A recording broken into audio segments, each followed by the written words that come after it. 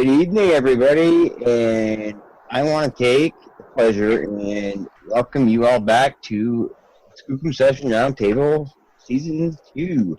Tonight is our premiere of this season. Had a great group of people, awesome group, as a matter of fact. We had the pleasure, and I'll introduce myself. If you don't know me, I'm Jeremiah Fountain. We also have the pleasure of being co-hosted by Gary Spikes Jr. of P3 Productions. Gary, how are you? Pretty good, pretty good. How are you guys doing? Nah, I'm not bad. I mean, could be better, but, you know, who's going to listen? Oh, good, man, good. Next, we have Mr. Stu Hill, all the way from the UK. Pleasure as always. Stu, how you doing, man? I'm good, man. I'm good. Good. Sorry, I know that I know the time difference, and I know it's late over there, and I apologize. But thank you for this with us, man. I couldn't do this without you, man. You're a necessity. So thank you very much. Thank you. Next, we have the one and only Mr. John Switzer. Yo. How are you, John? I'm good. Getting over a cold. It is a cold now, but I'm good. Yeah, no complaints. It's not COVID or No. I get checked for that. I work with the mentally handicapped, and I get checked for that, and nothing has come up that way. Not in my neck of the woods, anyhow. Right. Well, it's good to see you, John. It's been a while, man, and I know my age, it's good to see anybody. Together. Yeah. Well, and then next we have back with us Mr. J.R. Kitchen. Yay! How's everybody doing? Good, man. Good, man. Nice to have you back, man. God, he's been as elusive as the target species we've all. Tell me about it, man. God, man.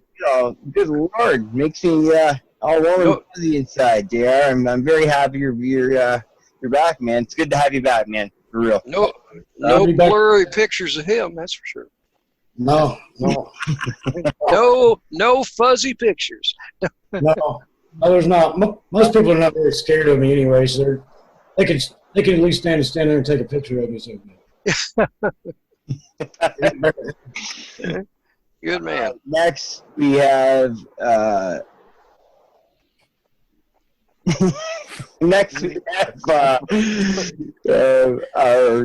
newest member to the team, the roundtable team, and that is Mr. Travis Bowen. Great guy, awesome researcher. Great to have him with us. Travis, how's it going, man? Oh, doing good. Thank you. Hope y'all all good too. Yeah. I hate to say this, but you just said his last name for the first time. I feel like I know you, Mr. Travis. I've heard a lot of your research stuff. Wow. Yeah. It's a celebrity, folks. I mean, I told you, I put this group is together for a reason. We got a great group. Yeah, Travis is a good Travis knows his stuff, man. I will say that. He's a great researcher. So anyway, like I said, this is season 2.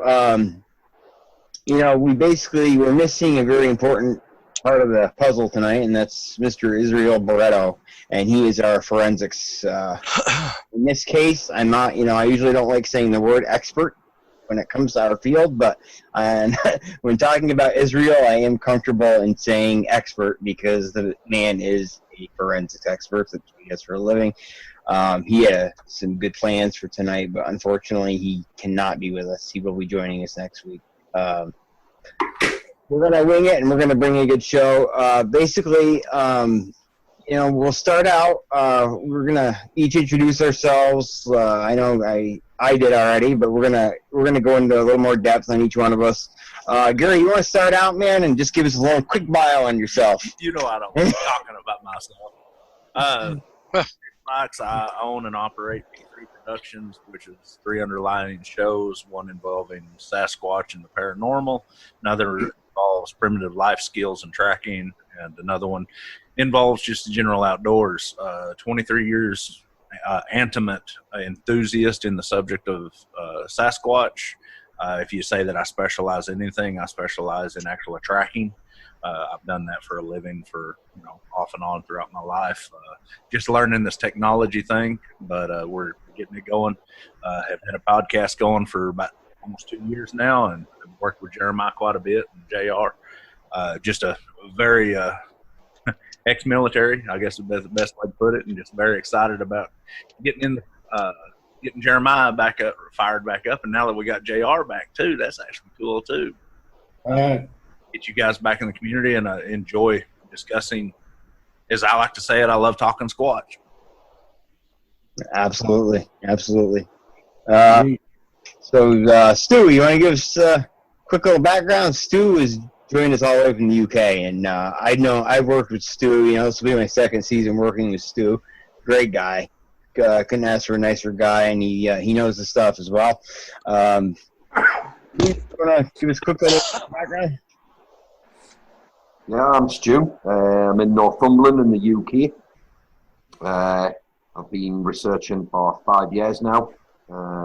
After my first encounter, never believed there would be anything Sasquatch related in the UK until I had an encounter myself, and it's kind of taken over. Spend as much time as I can out researching now. I don't really know what else to say. Hey man, that's good enough. Just wanted to let the listeners get to know you a little bit. Know you were. I want to take this season and blow last season out of the water. We'll make it better.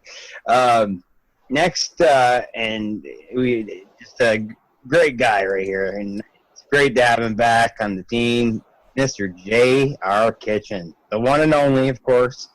J.R., how's it going? Give us a little quick little bio. Just tell us how you came to be here this evening. Well, been pretty hardcore in the Sasquatch thing. I don't know, most of my entire life. Got really hardcore into it whenever I heard a very close friend's encounter. Always believed, always knew. Started really getting into the subject, I think last year. I'm far from any expert. I just started chatting, emailed Jeremiah up one day, started chatting up with him. Started getting out there, started getting in the woods, looking for the things. Had a couple experiences with myself, encounters. I'm just eating alive with it, man. It's all live and breathe these days. Well, except for enduro riding, that and, whatever, right? But really all I'm into, man. I like squatching. I like to hear about it all over the world. That's all I do. That's all I listen to. That's all I research. And I like to hang out with like-minded guys, man. You guys are hard to find. So appreciate being here again. Thank you. Thank you, JR. And last and certainly not least, Mr. Travis Bowen, great friend of mine, just like the rest of this crew here, another great friend, fellow researcher. Travis, you want to tell us a little bit how you happen to be here this evening? Oh, yeah. I live in South Central Virginia. I'm in the foothills of the Blue Ridge. Grew up on a tobacco farm. Lived there up until I was about 19 years old. And in my teen years, I had some strange, interesting experiences in the woods. Really wasn't sure what was happening with that, but as time has gone on, getting in contact with other people, kind of led me down this road, which finally culminated into basically 3 sightings at night. One very, very up close sighting with a light. So, yeah, I'm in it about as deep as I can get. So, just more, I think the more I learn, and I think the more I don't know. But it's extremely interesting. Good, man. I'm so very honored you decided to join the team, man. I think we got a good crew this year. I suppose I gotta go now, huh? My turn. I'm here. I'm here too, Jeremiah. Geez, John. John. Well, let's hear it. Oh, Jeremiah. Oh. You know I know the drill. Yeah. Yeah. Yeah. I'm sorry. Yeah, I'm John Switzer. Oh, gosh. Yes, I've seen something.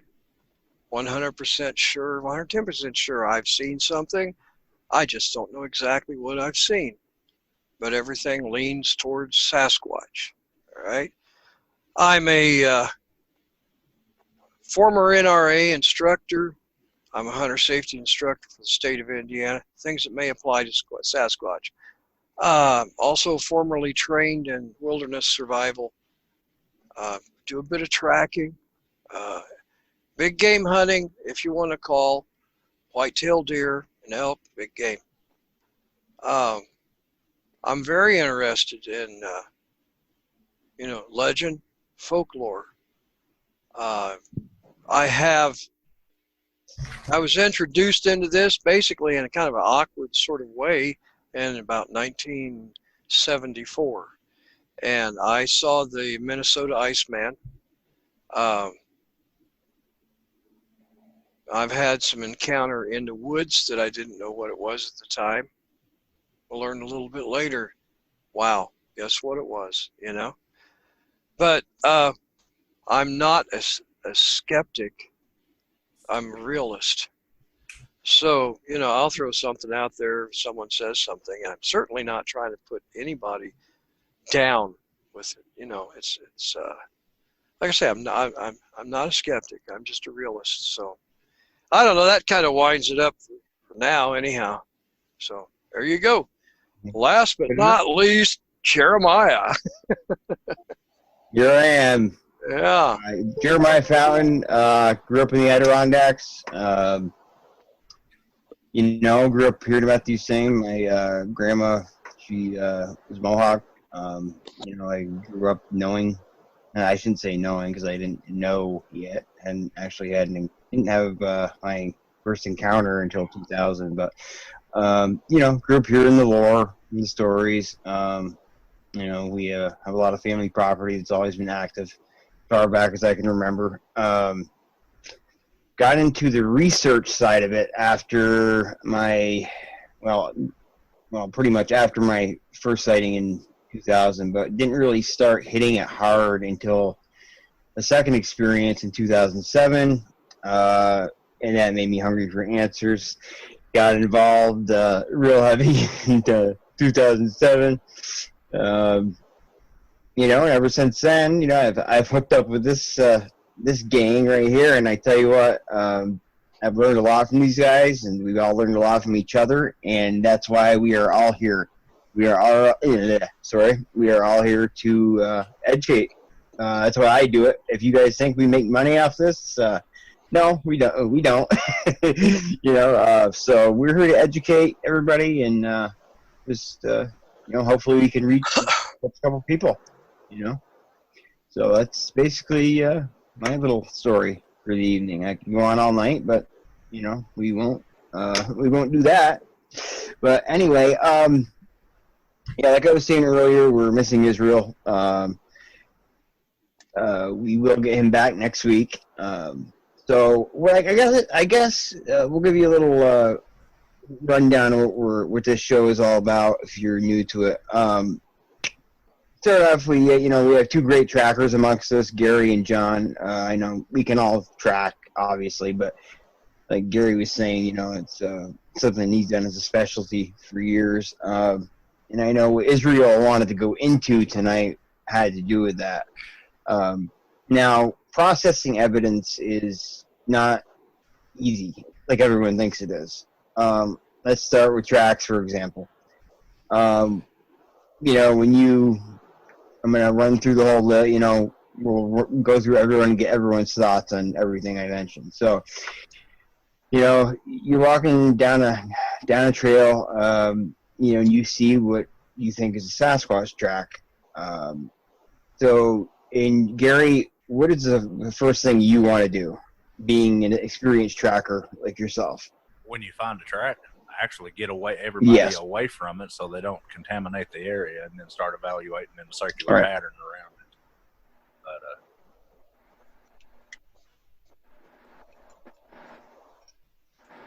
it. as far as and as far as taking pictures of the track itself, you want to not just the track. Yeah, don't get me get started on that.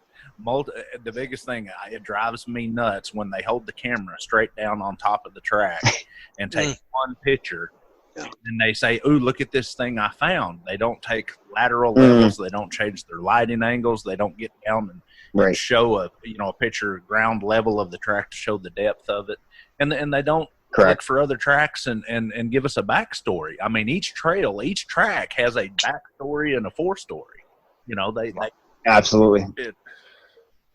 I didn't know this was going to be about this. You'll get me on a high horse. Hey, man. No, Israel actually chewed me out pretty good a couple weeks ago. I sent him, remember that picture I sent you last night? Yeah. The footprint? Yeah. Which is a very interesting track. Very interesting.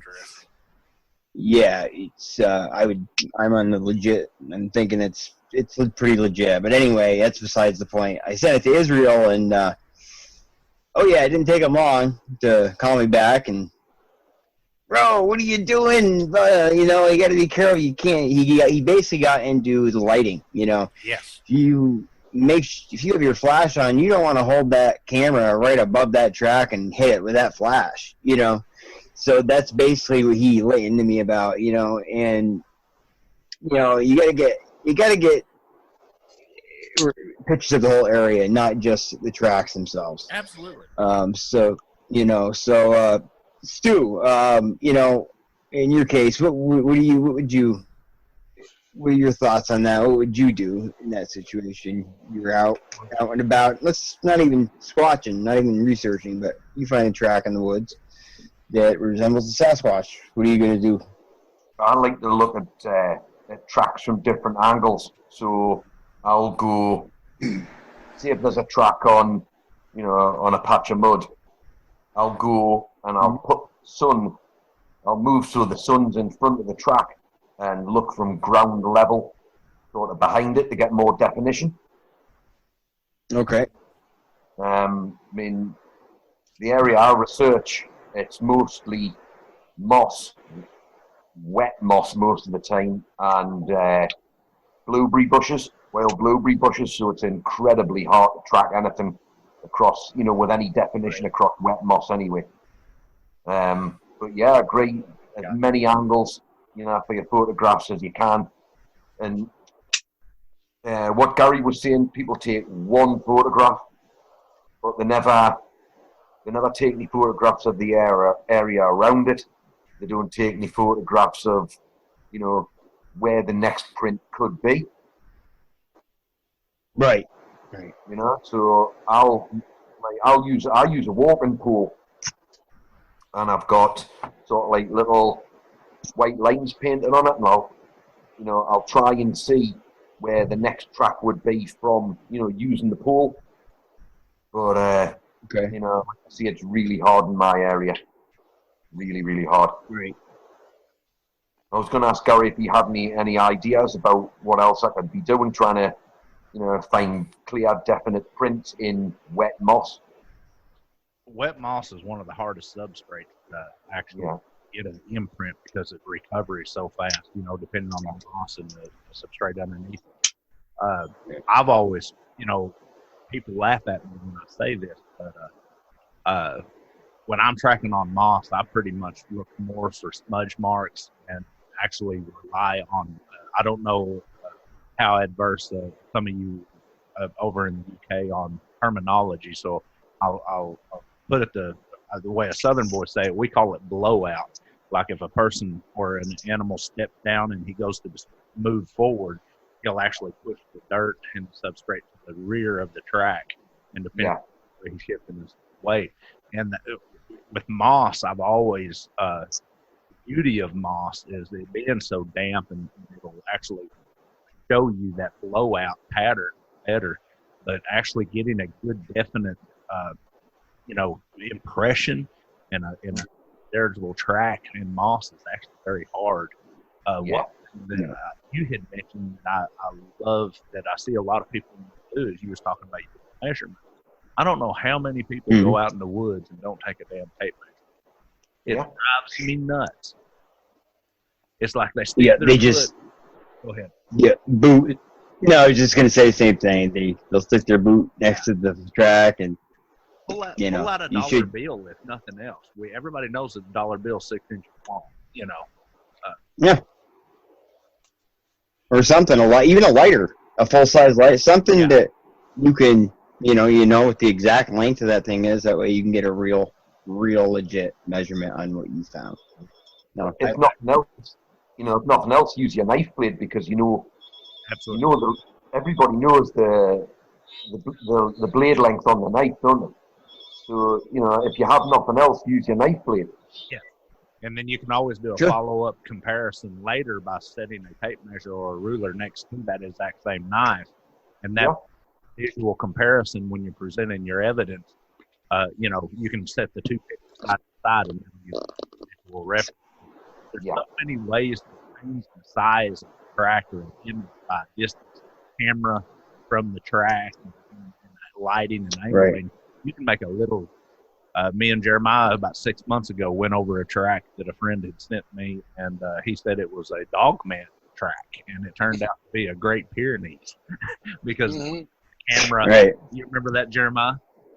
Yeah. The way they had done the light camera and stuff, and when I got to looking, I was like, no, Yes. that's not even it's a canid, but it's not even a lichen. It was a Great Pyrenees. The neighbors had a Great Pyrenees. Yeah. It happens a lot. That kind of stuff happens a lot. I mean, so John, this okay, and I can tell you all this will probably get interesting here. But John, you find a track. What do you do? I'll tell you what I do. Thoughts here. Okay. I'll call Finding Bigfoot because they've not found anything like that yet. So, no. Very well. Call them and get a whole cast over. No, the last track I got, I walked up, looked at it real good, made sure it was something worth taking a picture of. I did take a picture at an angle. Mm-hmm. I carry a tailor's tape. Yes. Rolls up in a little ball. It doesn't weigh anything. It weighs a lot less than a tape measure. And I lay it out. Of course, the tailor's tape, it'll kind of crimple up a little bit. But hey, at some place on that tape, you're going to find a 1-inch mark. And all you got to do is get a set of dividers and set it at that 1-inch mark on that photograph and measure it from there. I do take several photos, all at different angles, from the right light, from the left, from front to back. You betcha. Yeah, there it goes. Yep. And there's no excuse for not having anything to measure with. No. I mean, that's like one of the things, not to get off the subject, but kind of runs parallel with. There's no excuse for not being able to build a fire with as many doggone matches are laying out there and Zippo lighters, Bic lighters at $1 a piece. You could carry one. So anybody can't build a fire, well, anyway. But it's the same thing. You're right. Yeah. Right. John, carry something. Talk about that. You what? Say again? John's great. You need to come on my outdoors channel and talk about that. I'd be glad to, man. I'd be glad to. You just put me in touch, and That'd be one I would want to tune in. I would be tuned in for that. That's for sure. John knows his stuff. Yeah, I'm kind of. I got opinions. They're like the nose; they all stink or smell. But no, something for size, and I hate carrying plaster Paris. I do, but I've got enough plaster Paris mixed and a cup, and I carry the plaster Paris like if I'm going to carry. Oh, good Lord! I measure the plaster Paris and put it in a gallon freezer bag. Roll it up, and tape it, throw it in the pack. Measure another one off. Roll it up, tape it, throw it in the pack. Get about 4 of those rolled up, all right? And you take a cup. And it could be a tin can, it could be a plastic cup, it could be whatever. And you got marked on that how much water it takes per, okay, your plaster Paris. Now, it's got to be about the consistency of, like you're making a pancake, all right? and you start pouring it from the center out. That way, for me, it gets all the track. And you got to wait for this to set. You got to wait for it to set up, and it'll be hot. But one of the things I do is I take something that looks like it's mesh. All right, it's a fabric mesh. You can buy it at Joann's Fabrics. That's the place I get it from. It's about a 1/4 inch. Looks like a net, and I lay that down in there, and then I pour more plaster Paris over the top of it. This keeps the thing. I want to say stable. If it breaks, it's not going to break in half. All right, you're still going to have the thing hanging together. But I pour them maybe 3/4 of an inch thick if I can, something like that. But you want to overflow out and around the track, not just look, it looks like a sole of a shoe. It's got to be out and around that track. But it's already been said. You photograph everything around there, close by. It'd be nice to have like a video camera. Bring that sucker up and start video all the way around. That always works. But then I look for another track. And I found 3 of them. And they were in a straight line. And they were all, I think, 19 inches, 18 inches. They were 5.5 feet apart. And, like I said, I'm not skeptical. I'm a realist. But it's like, I don't know what made those tracks. I don't know. They were not deep enough. Jeremiah sent you copies of them. You got them. But they were not deep enough to be able to make a plaster cast of. They were in, at the time I weighed 260 pounds. I put on a lot of weight at one point. I weigh 200 now. But the area that it was in was, I was looking for a place to fish, early spring, just after the thaw and so forth. Well, it was gravel and clay.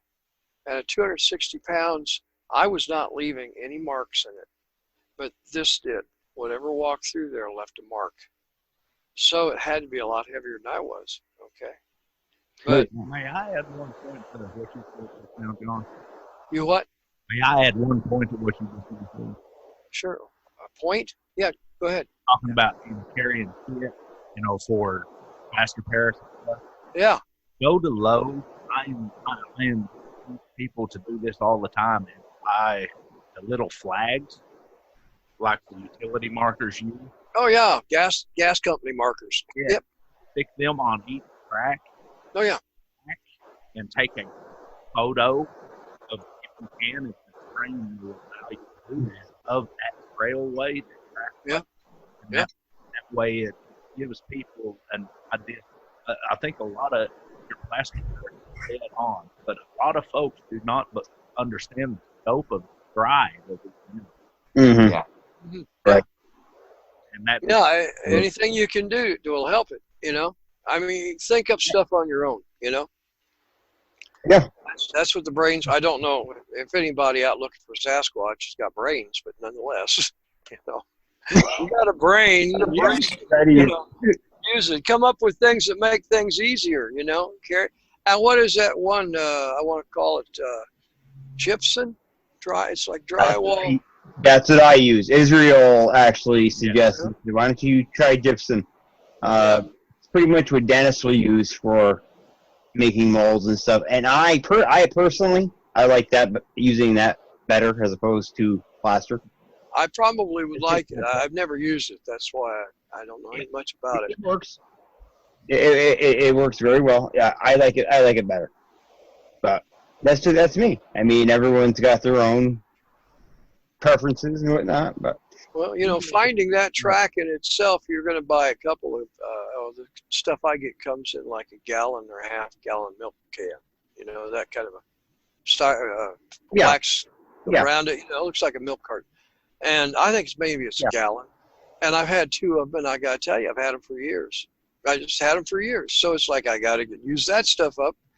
And that's just how often you see a track. Now, you're seeing a bunch. I know, Jeremiah.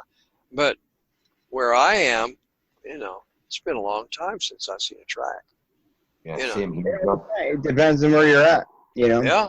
Amen. In time of year, people don't understand the factors involved, you know, in activity. But yeah, that's some good stuff, John. That's pretty much all I got to say. Add to it. Yeah. Good deal. JR, I know you you get a lot of activity where you're at as well. Now, would you be in agreement on everything these gentlemen were just saying? Absolutely. There should be no reason why a guy shouldn't at least have something that he takes with him to measure with. Yeah. Like still like a knife blade. I'm always going to have a knife blade. I'm probably not the kind of guy that's going to like tow a tape measure in the woods. I don't really like to tow a bunch of stuff in there because you're going to lose a lot of stuff. I'm one of those hide your truck kind of guys because I'm probably going to lose it. You could lay your ball cap down next to it. I mean, right. or a belt. Yeah. Just some reference. You could even cut or anything, you know. But a small stick the length of the footprint and the width and take them back with you. Yeah. Exactly. That's kind of what I was thinking, you know. If nothing else, just use your thumb, man. I don't know anything for reference, right? I mean, I rarely happen upon anything that I actually have to like stop and say that, no, that was a Sasquatch track. That is just a real Sasquatch track, and that's just let me take a photograph of it, you know, because I'm so skeptical. Like, nah, that's not a Sasquatch track. I mean, there's no way. I mean, I see plenty of bear tracks and stuff like that, but me personally, I've never run across anything that I can, you know, honestly say, now that is a Sasquatch track. One day it'll happen. I mean, I've done it plenty of times. I've raised on a mountain and everything else, but you got to look at them. You have to look at them. I mean, I'm not saying talk yourself into it. Oh, they're everywhere. You got to look at them. My problem is, like, I can see where game has been. I can see where something's like one of a blank. I can see where something's come down. And usually I look for the depth in something. I look for the depth. I look for the mass, for the weight, before I ever even, like, start to consider that it may even be a Sasquatch track. That's just kind of how I do it. Like, you know, it's got to be something pretty significant. It looks like a concrete mixer's rolled through there before I even really pay much attention. Usually I'll look for like sticks, and I can spot like a broke stick or something like that, like 25 feet away. But like a track, I've probably stomped over more tracks at this point than I've ever noticed. I know a lot of the kind of ground it's in, but can I add something? Just real fast. Yeah, sure, yeah. You know, I can't help but wonder how many people have actually walked past a track, not knowing, just thinking, "Oh, that's a human being." You got to look at them. You know, you really have to take time to look at them. Especially juvenile. If it was a human being barefoot around here, they're probably not going to be interested in it. They're probably on some pretty heavy, probably on some pretty good dope or something. You know? Yeah, I seen three girls. We were yard selling the other day. I love doing yard sales. I pick up all kinds of antiques and stuff. There was three girls of a particular religious belief that you know, they wear the older clothes, right? They were all through. There was four of them actually, and they were all four going barefoot, and they were walking through this limestone driveway like it was grass. I was so impressed, I even stopped one and told her, I said, you guys blow me away. I used to do it when I was a kid, but they're walking through stone, and big, heavy stone. So it can be done, but who wants to, you know? Yeah. You know, You probably have hair on the bottom of their feet, though, or something. You never know. Those kind of people. They are real good. We teach the tracking community. And John, I'm sure you'll remember this from here. The human psyche and the modern human hunter, we call them. I always called them a modernistic.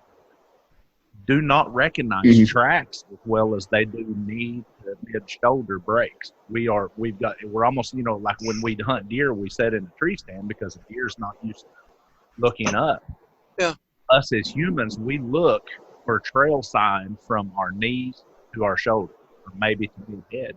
We have inside the conscience, we force ourselves to look at the ground where if you go back 200 or 300 years, where, you know, or even people that lives an older lifestyle or is a lifestyle enthusiast like we are, that we force ourselves to look. But you're talking about it, the first thing when you said, you know, you've probably stepped over a lot of tracks. That's probably the story of 90% of American hunting society, because we train ourselves to look for blood trail, to look for, you know, twig snap stuff when someone's pushing. But there are people that can't do this, and Jeremiah knows exactly what I'm talking about.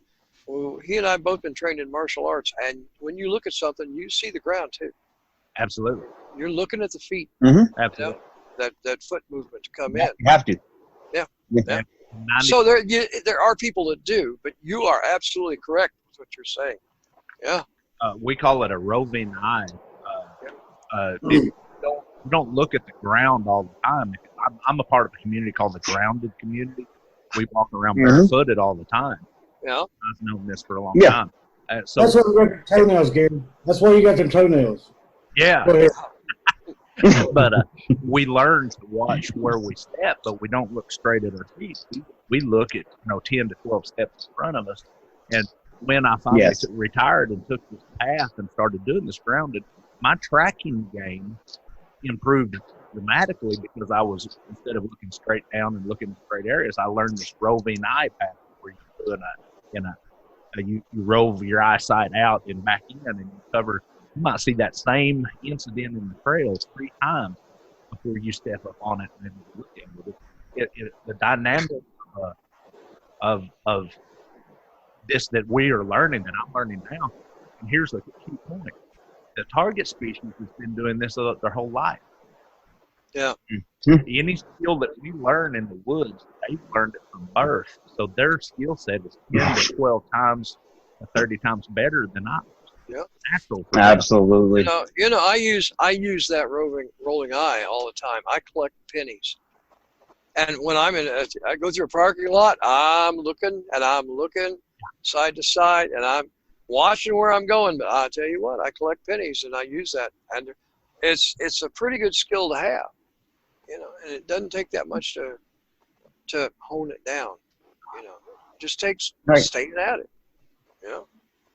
That's it. It's some good stuff. Travis, what are your thoughts? Well, I'll go ahead and I don't find many prints here. Never have. But here recently, I did by accident find some pretty good prints. I was going fishing one morning. It's sandy area, and it's frequented by people. It's right on a state dirt road. It's an old roller mill. And I had backed my truck in and walked around in front of the truck. And really, I got to have I do my own mechanical. I always look at my truck tires. The habit, every time I walk by them, I just look at them. And that's the only reason I spotted the first print and even paid attention to it, because I was looking at my tire. And the print was only about a foot, maybe 18 inches from my front tire of the truck. And it didn't jump out at me even then, because my first initial thought was it was just a bare footprint, because it was still warm. People go down there and play in the water, whatever. And the more I looked at it, the shape of it wasn't right. It wasn't overly large. It was bigger than my boot, because I wear a 9 wide, but it was a little bit bigger than my boot, but it was still, to be a barefoot, it was still fairly big. And then it hit me that I'm standing there and I'm not even making a dent in that same coarse sand. Yeah. This thing was about 1 inch to 1.25 inches deep. Yeah. And it had a real wide toe splay to it. The toes were overly wide for the length of the foot. It had a real big blocky look to it. And that got my attention to where and this is something guys around here look for hickory chicks, as they call them, mushroom hickory chickens. If you find one, you stop. You just stop moving. Don't walk, because you probably step on the neck. So I just stood there and started looking around, and the lighting was actually perfect, because it was fairly early in the morning, so the sun hadn't been up. It wasn't up too high, so it had a good angle on the ground. And I found the next print about 5 feet away. I don't have to tape measure anything. I went down there to catch knotty heads and suckers in the creek. I wasn't out Bigfoot researching at all. And the more I looked around, the more I found, and it worked out good for me, because so many people do frequent this area.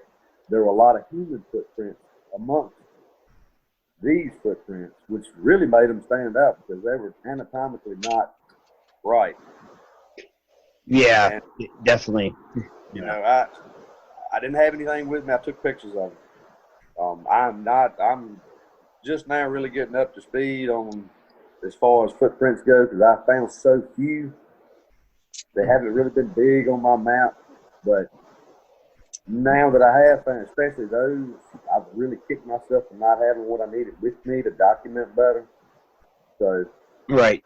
got me way more interested in documenting, photographing from good angles, especially making casts. So, Yeah. It did. you know, you live in. I gotta say, those were beautiful. They were absolutely beautiful tracks. In my opinion, they were the real deal. You know, you should. Here's just a fast, fleeting thought. Right. If you're gonna learn to make tracks, don't wait till you get out in the frickin' woods. Learn at home. Make your own track. Cast your own track in your backyard. Learn that skill at home. Don't wait till you get outside or out in the woods. Yep. You know, Yeah. I've been doing this active research for 23 years and I have never taken. You're breaking up a little bit. Hi. Oh. Now. Is that better? Yeah, you're good. Yeah. I was saying I have 23 years of active research. I have never taken a cast. I've always done pictures because there's too many ways the cast can be formed. I love how you put the weight of, depending on the substrate underneath the cast, the weight of the plaster itself could deform the cast. I know a lot of people do it for trophies. I'm not out here for trophies. I'm out here to learn and I've always I've never done it. I don't want to offend anybody, but I honestly think that it's overrated. I think if a person was with good pictures and good notation, you know, I carry a notebook and a pad, and I write everything down in a journal when I'm in the field. And to me, I think that the whole, I don't like to hone down on one track. I like the whole story. I want to notate the distances on strides and what the blowouts are on the path and how this moving. If I can read. I'll be right back. I'm gonna get a track here. Hold on. I'll be right back. Yeah, Gary, and you know what? I had never taken one either until last year, and I agree. I found that it's kind of a waste of time and energy, to be honest with you, because, you know, in a particular area I was in when I was taking these casts, there's too much it was so wet, you know, it's not doing you any good anyway. You know, you're not going to get good definition in once, you know, when you pull them out. To me, you know, it's just people they clean the track out. They take the leaves out. They take the sticks out. I'm like, what are you doing? They're like, I'm taking this out so I can get this cast. I'm like, you just ruined the story. Ruined it, yeah. You've ruined it. Yeah. And Travis, you saying where your area, I've got another point in your area about the tracks. Anybody see that? Very interesting. That's good. Conducive for good tracks. You've got a lot of granite substrate underneath you. Yeah, I got this from Jeff Muldren, and it was one that was Bob Titmus casted. This is one that come from Patty area. Is that what they call the 50-mile track? I don't know. It could be. Sure. And they got so many names on stuff, but you know, when you shine a light at different angles, I know it's a little bit crazy here. It's a pretty bright light, but you know, look at how and then from this angle. Absolutely. Mm-hmm. All right. Yeah.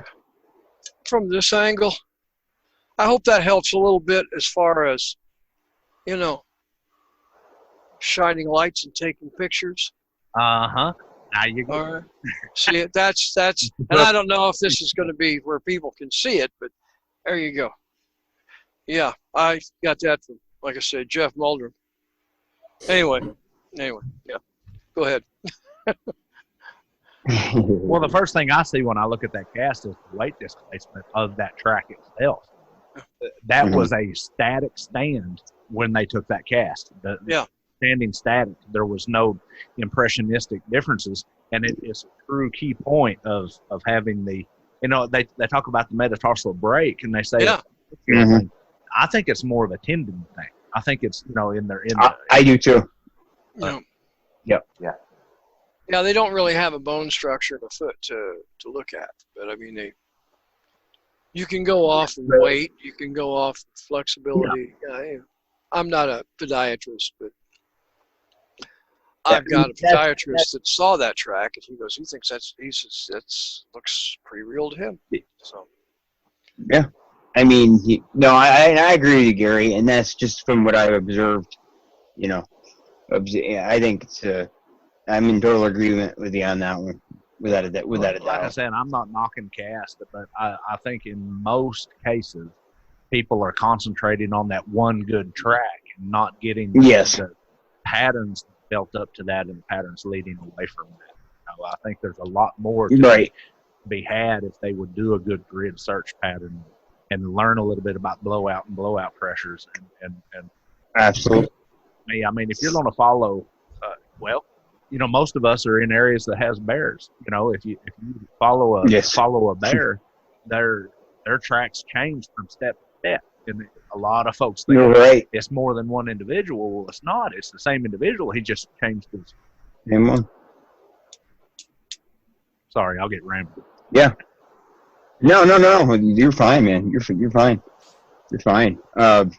But yeah, you're right. The tracks will change from with the same individual from step to step. As far as you brought up a good point, Gary, and I want to hit on that a little bit, but get everyone's thoughts on this. And it's another thing Israel brought to my attention that a lot of people don't realize that once when you take that cast, you don't want to clean out that track, because any material within that track that can lead you to the next step in your investigation. It could lead you to your next answer, your next or whatever. So that's important. It really is. Yeah, look at the. Think about this. Your own walking on the beach, right? Okay, when you finally go brushing your feet off, you've collected everything from the water on up to where you're going to run. And you could have cigarette butt stuck to your feet. You could have mud. Absolutely. You could have stepped in cat crap. All right, and that leaves a picture of where you have been. So all those sticks and so forth, leave them. Right. Yeah. I mean, it can lead you somewhere new, somewhere where you want to be. I mean, granted, for every question we think we answer, we open up 10 more anyway. But no, but it's very important. I just find it very important to mention that. Travis, what are your thoughts on the whole casting thing? I mean, to me, this is my opinion, the only true benefit of it is having your own personal souvenir. Mm-hmm. It's gotten to be such a traditional thing in the community from the late 50s. Yeah, and I'm not knocking it. If you want to do it, do it. It's a piece of evidence to do research with. Your own. Yeah, and the thousands and thousands of casts that cannot be proven to be a hoax. Mm-hmm. Nobody recognizes them as actual true evidence, so you're still not accomplishing anything. It's true. So to me, it's just, if you just want them to have them, want them to, nice conversation piece, but other than that, the only time I would say maybe there would be an exception is if somebody really was that knowledgeable and that in-depth and found good enough prints in the right medium that they could actually get dermal ridges to possibly begin to actually identify individuals over a period of time in the same area. I could see that, but the odds of that, y'all don't know as well as I do. They're not going to go step in like super fine, perfect clay every time they walk through for you to find dermal ridges. I mean, just to find a good print in itself is rare.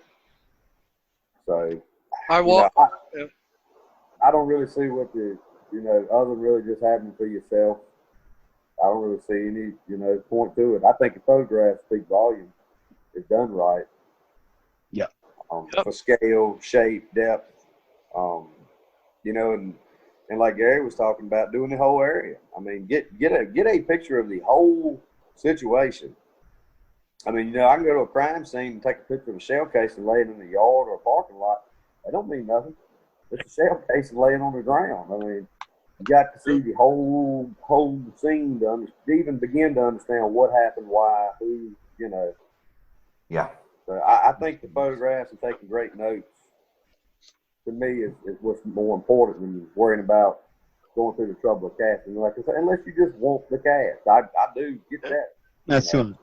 Yeah. Your notes and I think when people start, worrying, they kind of throw everything else to the back burner, when they start laying that plaster down. Oh yeah. And they're forgetting, like you said, Gary, they're forgetting about the rest of the area, what they could be concentrating on, because they just, once they start throwing that plaster or that gypsum out, you know what I mean? So I think it can cause you to forget about everything else. It's like somebody going after a 12-point buck. I mean, if I can say it that way. I get it, all right? And I will take a cast if I can, but it is only for me. And I did walk into a fella's house one day, and he wanted to show me a cast he had of Bigfoot. And I looked at him, and I went, "Where did you get these?" He said, "I bought them from Smoky Mountain Knife Works." What the hell? All right. I don't know. They had to have them. That don't make sense, but okay. Well, somebody's making money. So let me throw something real quick at you. You can take a reverse mold of your foot using plaster Paris, fill it with silicone, 100% silicone. Oh yeah. Turn around and soak that in mineral spirits, and it will expand 20 to 40 times with the dermal ridges. Then you take do another reverse cast and fill it with a soft packed clay, like Travis was saying.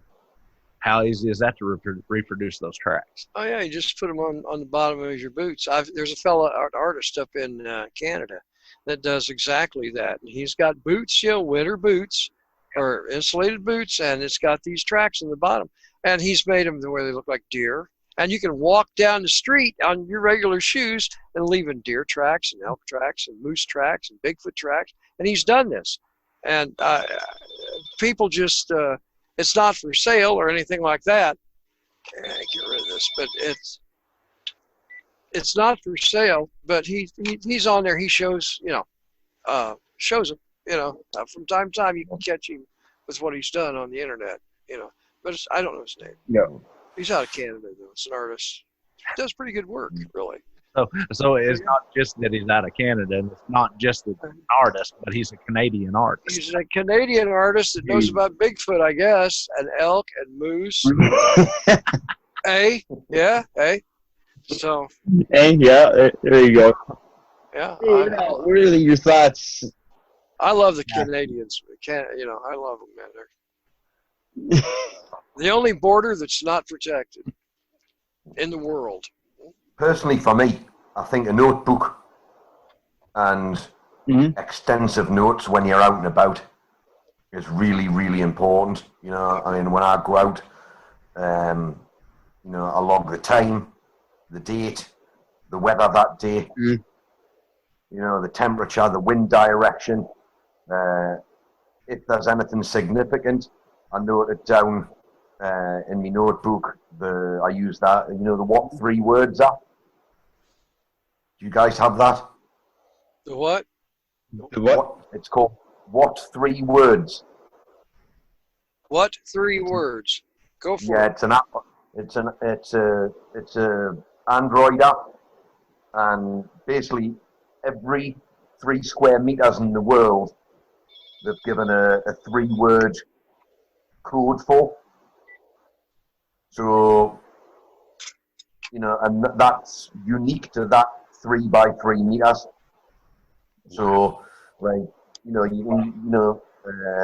it's really handy for emergency services as well, for search and rescue. So, you fall, you break your leg, you can share that location to the emergency services. But if I find anything significant, I note the what 3-word code word down in my notebook, and then say at the end of the year or when things start to quieten down, I start looking for patterns. Right. Good idea, man. Very good idea. Weather, wind direction, weather the day before, weather 2 days before, stuff like that, and I start looking for patterns. Right. Yeah. This Stu, I'll add to that. I recently saw this on someone else's video. It's a couple down in Georgia that does a lot of research. And they just did a quick little video on their gear setup. It's pretty interesting. But one of the things they carry on the outside of their pack, and I mean, it's a little bitty almost like a key fob for a car. But it real time measures like environmental conditions, temperature, humidity, barometric pressure. I can't remember what it was called. Does it keep a record? Yeah. I mean, Yes, it does. You can upload it back from the times. Like say you had activity, whether it be a vocalization, a sight, and the footprint. You can go back in that little device. It's just hanging. Like I say, it's a little bitty on a carabiner. You can go back and pull up the time, the exact time, and it will tell you all the pertinent weather conditions. I know the slang term. At the location. Weather bug is what they call them. Weather bug. It may be it. Yeah. weather boat. Right. Yeah. A handy piece of kit. Stu, I think Stu brought up something that it referred me back to something that me and J.R. had talked about with Jeremiah last year about the temperature, and it makes me think on how J.R. had mentioned where he was hunting. I can't remember who he was interviewing. Was the gentleman sitting next to J.R. from that area. J.R., do you remember his name? The one that had the sign? I do. His name. Travis Prince or somebody. I forget who it was. But J.R. had said, he said, a lot of something that factors in that a lot of people don't understand is how quickly a track can change depending on the temperature and the dryness of the area. Because y'all was talking about they had seen a track in a creek in the sand. I don't know if you remember that, J.R. I remember telling you that at one point as well. Yeah. It was Stacey and I.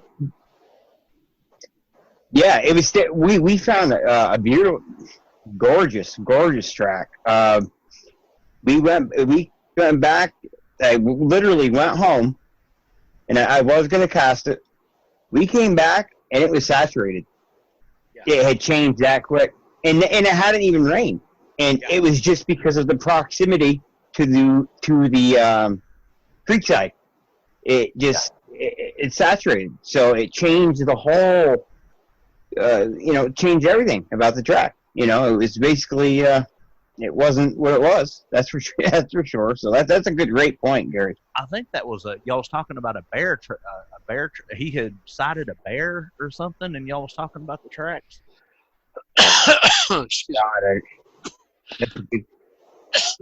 I've got that show on record. I'll have to pull it back if I've got all y'all's other show. But God, it was J.R. It's gonna bug me now. It was J.R. and the gentleman was sitting right next to him. He had a pretty serious sighting. He was either turkey hunting or J.R. He was sitting right next to you. Y'all sitting Yeah. Yeah, his name was Travis. I don't know. Yeah. I really don't remember. I don't remember talking about tracks, but he had a sighting. I've just got a memory like an elephant, I guess. I'm not down you at all. I don't want.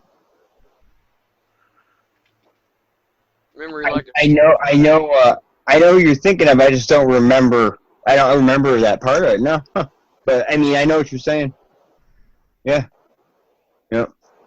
But yeah, I mean, it's true. I mean, it changes very, very, very, very, very quickly. And especially in areas that y'all are in. You're up north where the weather can change. Stu is in England, and everybody knows how a fog can roll in. And because I'm really on an island, and you in West Virginia, you in Central Virginia, and in the north here, it's a little bit different with me because I'm in the Midwest, so it doesn't change as much. But you guys that are in where the moisture levels can change in a matter of hours or even a matter of minutes, you know, it could definitely change the trail easy.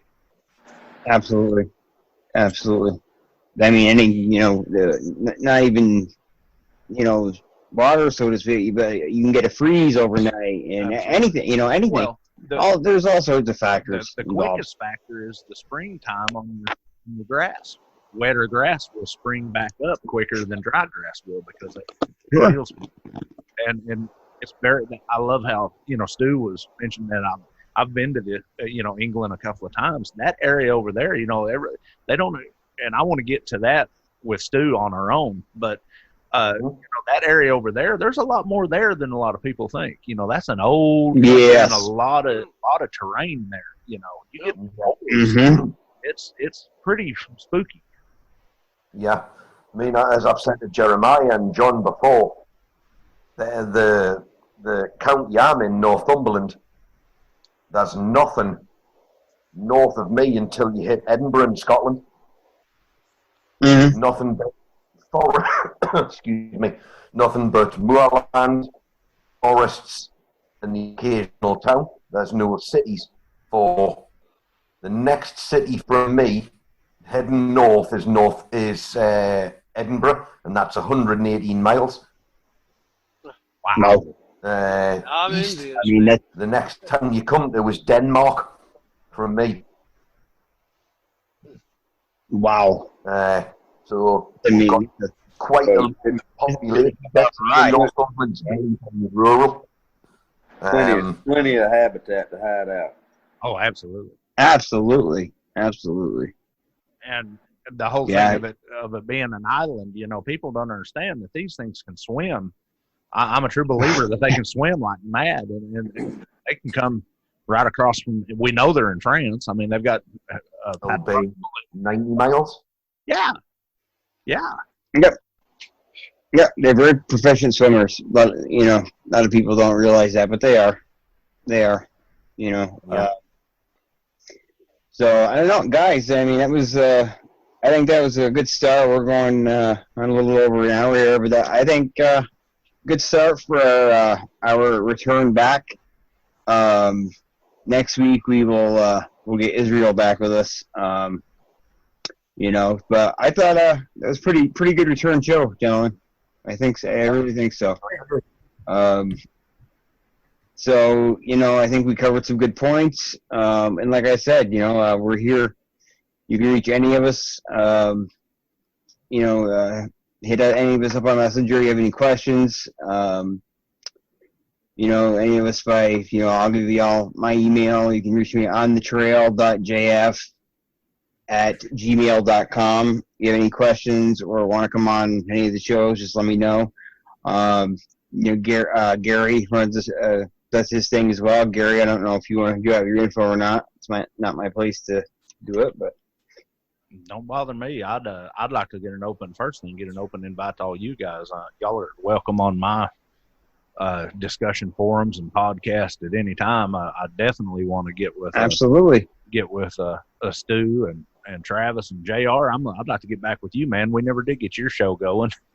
You dropped off the face of the earth, and John, we got to talk about. Well, I'll give you my phone number when we get off here. Okay. I've also sent all you guys friend requests, but if y'all want to contact me to be on, anybody that's listening to this show wants to be on any show, and unlike a lot of things, I cover everything that has to do with the outdoors. But you can find us on YouTube at P3 Productions, and you find us on Facebook at P3 Productions Facebook group, or you can also hunt up Poor Boys Paranormal Podcast.